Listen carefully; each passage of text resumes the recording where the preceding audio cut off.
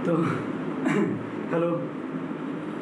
तो आप सभी का स्वागत करता हूं मैं राजीव। आज हम लोग केमिस्ट्री का एक नया सेशन शुरू करने जा रहे हैं। एक पूरी तरह से ये नया चैप्टर होगा, ठीक है। और इस चैप्टर का आपका नाम है इलेक्ट्रोकेमिस्ट्री। सभी लोग आ जाइए, कुछ देर वेट करते हैं और शुरू ही करते हैं। फिर ऐसे वेट करते हैं, हम शुरू कर देते हैं, ठीक है। आप सभी का पुनः स्वागत है आपका अपनी क्लास आरजी केमिस्ट्री क्लासेस में। तो आज हम लोग का जो 12th का है वो सेकंड चैप्टर है इलेक्ट्रोकेमिस्ट्री। सॉल्यूशन पूरा बता चुके थे, उसका क्वेश्चन कल शुरू किए थे, उसको आगे बढ़ाएंगे। पहले साथ साथ चैप्टर भी एक चल रहा। तो इलेक्ट्रोकेमिस्ट्री देखिए दो वर्ड से मिलकर बना है, इलेक्ट्रो प्लस केमिस्ट्री, है ना, सिंपल। यानी इलेक्ट्रो यानी इलेक्ट्रिसिटी, इलेक्ट्रिसिटी का डिस्कशन होगा। यानी किसके कारण? इलेक्ट्रिसिटी, इलेक्ट्रिसिटी किसके कारण, ये हमें इसमें सीखना है। तो केमिस्ट्री का मतलब क्या होता है? ऑब्वियसली रिएक्शन से इन्वॉल्व होगा इसमें। तो केमिकल रिएक्शन के क्या कारण, केमिकल रिएक्शन के कारण जो भी इलेक्ट्रिसिटी क्या होगा, जनरेट होगा, उसको हम लोग पढ़ते हैं इलेक्ट्रोकेमिस्ट्री में। इसको समझने का प्रयास कीजिएगा, ये बहुत ही इजी चीज़ है कि साइंस का एक ऐसा ब्रांच, स्पेशली केमिस्ट्री का एक ऐसा ब्रांच जो डील किससे करता है, कैसे इलेक्ट्रिसिटी का जनरेशन होता है, किसके द्वारा? केमिकल रिएक्शंस के द्वारा। ऑब्वियसली केमिकल रिएक्शन कैसा होगा? स्पॉन्टेनियस केमिकल रिएक्शन होगा। इसका डेली लाइफ में भी एग्जाम्पल है। जैसे डेली लाइफ के एग्जाम्पल का अगर बात किया जाए तो हम लोग का इलेक्ट्रिकल जो सिग्नल हम लोग को मिलता है ब्रेन से हार्ट पूरा बॉडी में जाए, पूरा बॉडी से ब्रेन में जाए। जैसे कि हम लोग चोट लगता है तो डायरेक्ट हमारा माइंड कहता है कि तुम्हें चोट लगा है, बीमार होते हैं तो कहता है बीमार है। वो क्या है? वो भी एक इलेक्ट्रिकल सिग्नल है। वो भी क्या पार्ट है? इलेक्ट्रोकेमिस्ट्री यानी केमिकल रिएक्शन का ही एक पार्ट है। हम लोग खाते हैं, हमें भूख लगता है, पचता है, एनर्जी मिलता है, ये सारा का सारा क्या है? केमिस्ट्री इन्वॉल्व है। तो और सभी में एनर्जी और प्लस एनर्जी इन्वॉल्व है। यहाँ पे क्या स्पेशल डिस्कशन करना है हम लोग को कि केमिकल रिएक्शन के द्वारा किस तरह से इलेक्ट्रिसिटी का जनरेशन होता है।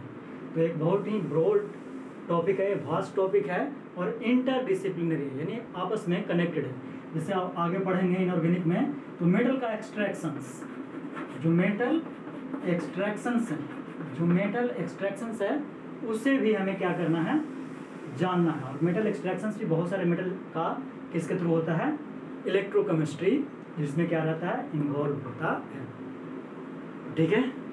तो डेफिनेशन पूछेगा तो सिंपल है, एक ऐसा केमिस्ट्री का ब्रांच जिसमें हम लोग इलेक्ट्रिसिटी का जनरेशन स्टडी करते हैं स्पॉन्टेनियस केमिकल रिएक्शन द्वारा। ये क्लियर है? बोलिएगा।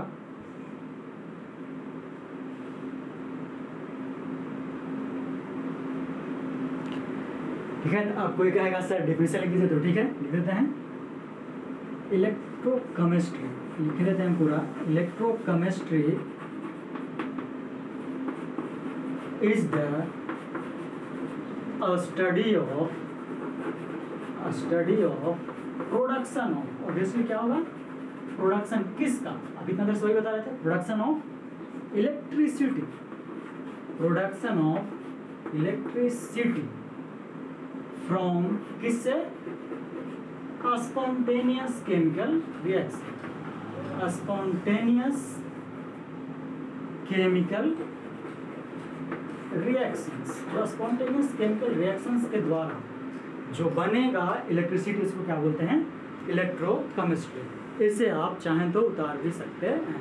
साउंड क्लियर है ना आप लोगों को? साउंड कम नहीं जा रहा है? ऐसा ना हो कि हम बोलते जा रहे हैं साउंड कम जा रहा है। आई थिंक आज का साउंड क्लियर होना चाहिए। कल हमें थोड़ी सी प्रॉब्लम हुई थी, आज क्लियर है ना सब कुछ? ये हुआ आपका। अगर इलेक्ट्रोकेमिस्ट्री का आप डिफिनीशन पूछते हैं तो अगर आपसे कोई एग्जांपल पूछता है तो एग्जांपल भरा पड़ा है ना, क्या? सेल, ठीक है ना। सेल क्या है? बैटरी क्या है? वो केमिकल रिएक्शन से हमें एनर्जी देता है। अब यहाँ पे और भी हम ऐड करना चाहें तो कर सकते थे। प्रोडक्शन ऑफ इलेक्ट्रिकल, अब इलेक्ट्रिसिटी हम लिख दिए। अब यहीं पे बहुत सारे बुक्स करेंगे इलेक्ट्रिकल एनर्जी, तो क्या फर्क पड़ता है? एनर्जी ही तो, इलेक्ट्रिसिटी भी क्या है, एनर्जी ही तो है। ठीक है, यहाँ तक कोई दिक्कत?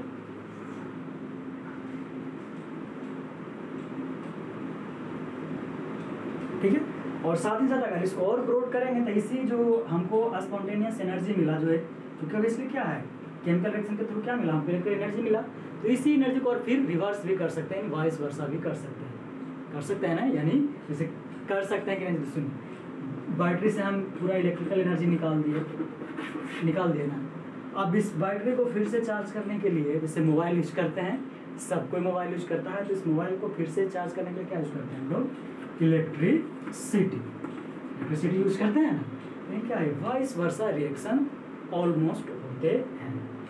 अब क्लियर है ये सब कुछ एग्जाम्पल के साथ आपको ये बताइए यहाँ तक कोई दिक्कत? अब आगे बढ़ते हैं।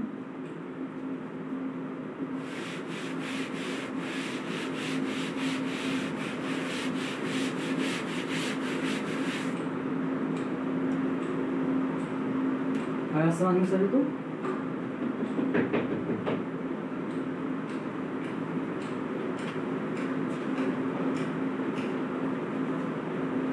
तो हमें जो इस यूनिट में आपको पढ़ना है क्लास 12th में, वो है इलेक्ट्रोकेमिकल सेल के बारे में। हालांकि आप 11th में भी ये पढ़ चुके हैं, गैल्वेनिक सेल आप 11th में पढ़े होंगे, तो आज उसी का डिस्कशन करते हैं हम हल्का सा। जैसे इलेक्ट्रोकेमिकल सेल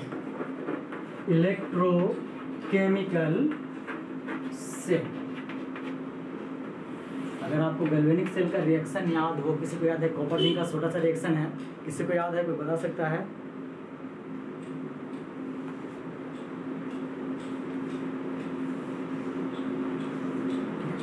आपने 11th में डैनियल सेल पढ़ा है। डैनियल सेल क्या करता है? ये डैनियल सेल क्या करता है? ऑब्वियसली क्या करेगा, केमिकल एनर्जी तो क्या करेगा, इलेक्ट्रिकल एनर्जी में कन्वर्ट करेगा।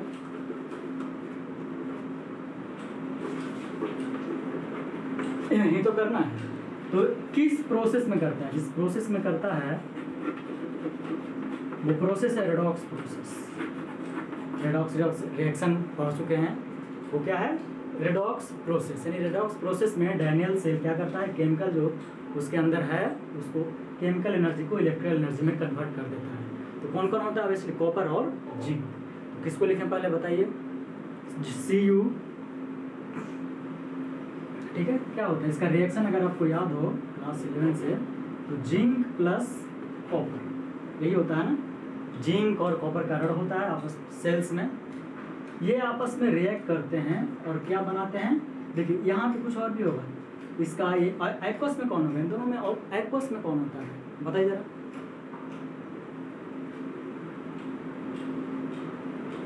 ठीक है, तो देखे होंगे तो ये सॉलिड पार्ट होता है जिंक का, और जो कॉपर होता है ये एक्वस सॉल्यूशन के रूप में होता है, और ये क्या होता है +2 लिखने का मतलब इसने अपना 2 को क्या किया है, इलेक्ट्रॉन लूज किया है। तो ये लूज करेगा तो कोई तो गेन करेगा, ये बताया था रेडॉक्स रिएक्शन में कि एक लूज करता है और दूसरा गेन करता है। और ये ऑब्वियस है, कोई लेने वाला ना हो तो कोई देने वाला नहीं, कोई देने वाला तभी होगा ना जब कोई लेने वाला हो। यही क्या होता है, कन्वर्ट क्या हो जाएगा, कॉपर प्लस जिंक, ठीक है, +2। ठीक है, तो अब ये आपस में अपना क्या कर लेंगे, एक्सचेंज भी कर लेंगे। कॉपर सॉलिड में बदल जाएगा और जिंक एक्वस सॉल्यूशन में चला जाएगा। ये है किसका, डैनियल सेल का केमिकल रिएक्शन। ये क्लास 11 में ही पढ़ना था, आप लोग पढ़े भी होंगे। बताइए इस डैनियल सेल के केमिकल रिएक्शन में कोई दिक्कत नहीं, पूछा हुआ भी है, इस तरह से क्वेश्चन पूछ भी चुका है।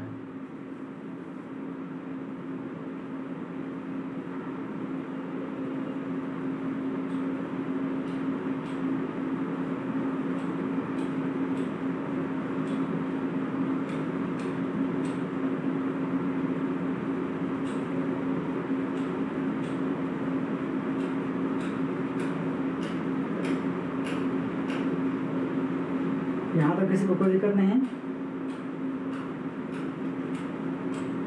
ठीक है, और इस सेल का क्वेश्चन जो पूछा है कि पोटेंशियल एक डिफरेंस कितना होता है, ठीक है। तो इस जो पोटेंशियल डिफरेंस जो डेवलप होता है जब कॉपर 2+ और जिंक 2+ का स्ट्रेंथ, क्या ये पॉइंट देखिए, स्ट्रेंथ क्या हो, यूनिटी हो, ठीक है, क्या हो, यूनिटी हो, तो होता है 1.1 वोल्ट, ठीक है। कितना होता है, 1.1 वोल्ट। ये क्वेश्चन इंपॉर्टेंट कि जब यूनिटी हो कॉपर आयन और जिंक आयन का स्ट्रेंथ, तब क्या होता है, 1.1 वोल्ट का पोटेंशियल डिफरेंस जनरेट करता है आपका डैनियल सेल। यहाँ तक किसी को दिक्कत?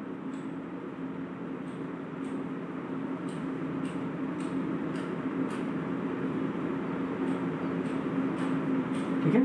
और इसी कारण ऐसे डिवाइसेस को हम लोग गैल्वेनिक सेल भी कहते हैं, यानी जिनका पोटेंशियल डिफरेंस जो 1.1 वोल्ट का जनरेट करें यूनिटी या स्ट्रेंथ पे, यानी मोल के टर्म में ऑब्वियसली इसका स्ट्रेंथ रेट किसके टर्म में डिस्कस करेंगे, मोल के टर्म में, यानी अगर यूनिटी हो मोल और स्ट्रेंथ में, ठीक है, मोल पर ग्राम DMQ जैसे हम लोग लिखते थे ना, मोल पर ग्राम DMQ, अगर इसमें 1 हो इस सभी का वैल्यू, तो ऐसा अगर 1.1 हो तो क्या बोलते हैं, गैल्वेनिक सेल, और इसी को हम लोग क्या कहते हैं, वोल्टेइक सेल भी कहते हैं। क्लियर है ये पॉइंट बताइए।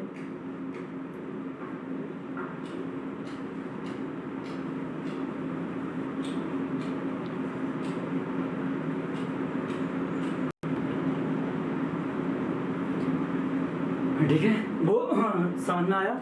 अब देखिए क्या बोले कि क्या होता है, 1.1 वोल्ट का पोटेंशियल जनरेट करता है कोई भी गैल्वेनिक सेल जब स्ट्रेंथ हो यूनिटी हो, किसका स्ट्रेंथ यूनिटी हो, जिंक आयन और कॉपर आयन का, मोल्स में ऑब्वियसली।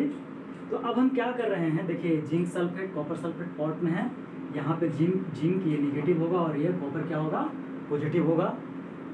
इसमें अभी ये 1.1 वोल्ट का अगर इस तरह का सिस्टम बना के रखे हैं तो ये जनरेट करता है, लेकिन हम क्या कर रहे हैं, अब हमको चूँकि ये तो इक्विलिब्रियम का कंडीशन हो गया, तो हमको चाहिए रिएक्शन होना, या तो कम हो या तो ज़्यादा हो, तो सबसे पहले स्टडी क्या करेंगे, अगर कम रहता है तो अगर एक्सटर्नल वोल्ट हम अप्लाई करना शुरू करते हैं, ठीक है, हम एक्सटर्नल वोल्ट अप्लाई किए, ठीक है, ये एक्सटर्नल अप्लाई करते हैं, तो जैसे ई एक्सटर्नल अप्लाई करते हैं तो जो करंट का फ्लो है ये इस डायरेक्शन में प्रारंभ होता है, कब तक, जब तक कि जो ये ई एक्सटर्नल हो वो 1.1 वोल्ट के बराबर नहीं हो पाएगा, यानी जैसे ही 1.1 वोल्ट के बराबर हो जाता है तो क्या होता है, फिर से इक्विलिब्रियम के कंडीशन में आ जाता है, यानी जब तक ये इलेक्ट्रिसिटी का जनरेशन फिर से एक्सटर्नल वोल्टेज मान लिया हम 0.5 वोल्ट लगाए तो शुरू कर देगा वो, बढ़ाते बढ़ाते अभी क्या लिखे, लेस देन 1.1 वोल्ट, तो तब तक ये क्या कर रहा है, धीरे धीरे करंट आगे बढ़ रहा है। जैसे ही ये 1.1 वोल्ट पे जाएगा क्या हो जाएगा, फिर से इक्विलिब्रियम कंडीशन में आ जाएगा और क्या हो जाएगा, करंट का फ्लो स्टॉप कर जाएगा, वही गैल्वेनिक सेल में कन्वर्ट हो जाएगा, ठीक है। लेकिन हमको ऐसा तो चाहिए नहीं, हमको तो चाहिए कि एक बार रिएक्शन एक्सटर्नल वोल्टेज दें तो फाइनल, आखिर रिचार्ज करते हो ना, बैटरी चार्ज करते हैं ना हम लोग, क्या करते हैं, बैटरी हम लोग को मोबाइल में दिखाता है 100% है, यानी कि अगर हमारा बैटरी 4.4 वोल्ट का है तो मानते हैं अगर 4.4 वोल्ट का है तो ये तब तक होता रहेगा, लेकिन जनरली चलिए आप लोग जो कितना का लगभग 5000 mAh माइक्रो एम्पियर आवर का बैटरी हम लोग के पास रहता है, ठीक है, माइक्रो है, इस माइक्रो को हटाइएगा तो 500 एम्पियर आवर आ जाएगा, ठीक है, तो लगभग इतना एम्पियर आवर का बैटरी होता है। तो जब तक ये फुली इतना तक रिचार्ज नहीं होता है 100% शो नहीं करता, यानी कि वही केस यहाँ है, एक्सटर्नल वोल्टेज हम किसके रूप में लगाते हैं, इलेक्ट्रिसिटी के रूप में, और उसका चार्जर हमें क्या करता है, कन्वर्ट करता है उसको डीसी के रूप में, ठीक है, करता है ना, क्योंकि तो कब तक, जब तक 5 एम्पियर आवर तक कम्प्लीटली चार्ज नहीं हो जाता है, ठीक है, तब तक क्या करता रहता है, हमारा चार्जर क्या करता रहता है, चार्ज करते रहता है। वही कहानी यहाँ है, जब एक्सटर्नल वोल्टेज 1.1 वोल्ट जो कि इसका इक्विलिब्रियम वोल्टेज है उससे कम अप्लाई करेंगे तो ये करंट फ्लो धीरे धीरे करते रहेगा, और जैसे ही 1.1 पे आएगा एक्सटर्नल वोल्टेज जब बराबर हो जाएगा इसके, तब क्या हो जाएगा, फिर से यानी कि 100% हमारा चार्ज हो गया, ठीक है। लेकिन क्या एक्चुअल केस में ऐसा संभव है, ऐसा होता है? हमको ऐसा चाहिए? नहीं चाहिए। क्यों भाई, क्यों नहीं चाहिए? अरे क्यों चाहिए? तो हमको बिना केमिकल रिएक्शन का इतना यूनिटी स्ट्रेंथ पे दे रहा है, तो हमको इससे काम थोड़े चलेगा। यानी कि अब हमको इससे ज़्यादा वोल्ट अप्लाई करना पड़ेगा, और यही एक्चुअल में होता है हमें मोबाइल के रिचार्जेज में। हम जब भी चार्ज करते हैं तो हम इतना वोल्टेज से करते हैं, देखते हैं घर का वोल्टेज का क्या होता है, 220 वोल्ट होता है ना। ये सिर्फ हम समझाने के लिए बताया था, ठीक है। तो 220 वोल्ट पे, जबकि हमारा बैटरी कितना होता है, बिल्कुल नहीं, बैटरी का तो बहुत कम होता है, 5 वोल्ट, 10 वोल्ट, 12 वोल्ट के बराबर होता है। सुने भी हो कि 12 वोल्ट का बैटरी है, बड़ा वाला ट्रक वाला, फिर भी हम इतना सप्लाई देते हैं। क्यों देते हैं? क्योंकि हमको चाहिए पूरा फुल्ली चार्ज।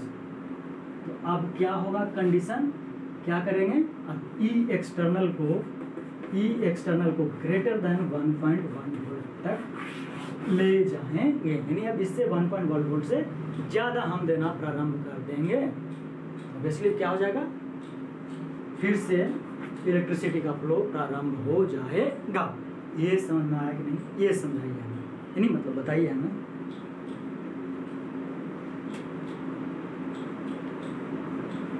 ठीक है, तो अभी जो था इलेक्ट्रॉन इस फॉर्म में जा रहा है, लेकिन जैसे ही 1.1 वोल्ट करेंगे तो क्या हो जाएगा, इसका इलेक्ट्रॉन का फ्लो इस डायरेक्शन में कन्वर्ट हो जाता है।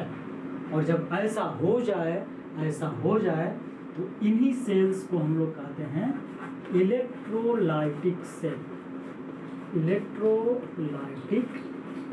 सेल्स। ठीक है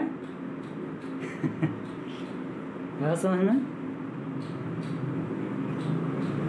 क्या एकदम आराम से समझे, बहुत ही आसान चैप्टर है, लेकिन बहुत ही ब्रॉड चैप्टर है और इंटरडिसिप्लिनरी यानी इंटरकनेक्टेड है, लाइफ से जनरल लाइफ से भी कनेक्टेड है, यूज करते हैं। ये सब सिर्फ समझाने के लिए है, आपको समझ में आए कि हाँ इतना से कम रहेगा तो इतना तक जाएगा, करंट का फ्लो ऐसे होगा। लेकिन जैसे ही हम बढ़ा देंगे वोल्टेज तो इक्विलिब्रियम से बाहर निकल गया, तो वैसे ही क्या होता है, करंट फ्लो का डायरेक्शन बदल जाता है। अब इसके पीछे भी रीजन है, ऑब्वियसली क्या होगा, इलेक्ट्रॉन ज़्यादा हो जाएगा, है ना।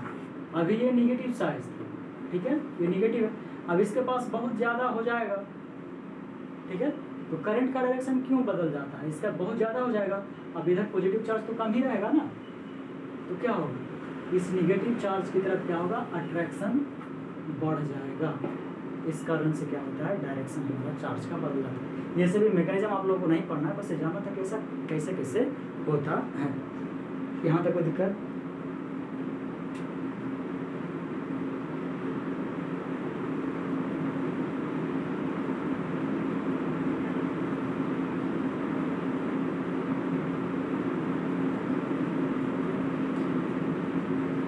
ठीक है, तो ये था आपका हल्का सा इंट्रोडक्टरी। अभी सिर्फ इंट्रोडक्टरी पार्ट है, यानी कि गैल्वेनिक से ले चुके 11th का पार्ट है, तो इंट्रोडक्टरी था इस कारण से। अब हमें जो हम कल के हमें यानी कि पढ़ना क्या क्या है इसमें, तो वो देख लीजिए, बहुत चीज़ पढ़नी है उसमें, बहुत इंपॉर्टेंट है। गिब्स फ्री एनर्जी, इसके बारे में हम लोग डिस्कशन करेंगे, यानी इलेक्ट्रोकेमिकल सेल का डिस्कशन प्रारंभ होता है गिब्स फ्री एनर्जी से। इलेक्ट्रोकेमिकल सेल, उसका एक इक्वेशन बनेगा, उससे कैसे हम लोग न्यूमेरिकल बनाते हैं, वो सब चीज़ इसमें क्या है जानना है। कैथोड किसको कहते हैं, एनोड किसको कहते हैं, आई थिंक सभी को पता होगा, ठीक है। इसके बाद कैसे ईएमएफ मेजर करेंगे, यानी कि पोटेंशियल, कैसे ये इलेक्ट्रोमोटिव फोर्स कहते हैं, कैसे पोटेंशियल मेजर करेंगे, ये सभी चीज़ हमें क्या है जानना है, जो कि हम आगे के क्लास में ऑब्वियसली इसको क्या करेंगे जानेंगे, एकदम श्योर है हम लोग इसको जाने, ठीक है। तो ये इलेक्ट्रोकेमिस्ट्री एक बहुत ही इंटरेस्टिंग चैप्टर है और अच्छे से समझ में आएगा। आज सिर्फ हम इंट्रोडक्शन देने के लिए शुरू किए थे, तो ये है आपका इंट्रोडक्शन, ठीक है। यहाँ तक किसी को कोई दिक्कत नहीं ना है, ये इंट्रोडक्टिव पार्ट है। नेक्स्ट पार्ट इसका जब भी बनाएंगे आप पूरा शुरू से मेन अब टॉपिक शुरू करेंगे, जो कि गिब्स फ्री एनर्जी से ही प्रारंभ होगा मेन रूप से, यानी इलेक्ट्रोकेमिकल सेल से, उसी से गिब्स फ्री एनर्जी रिलेटेड, ठीक है। आज यहीं पर रुकते हैं हम, फिर मिलेंगे अगले क्लास में।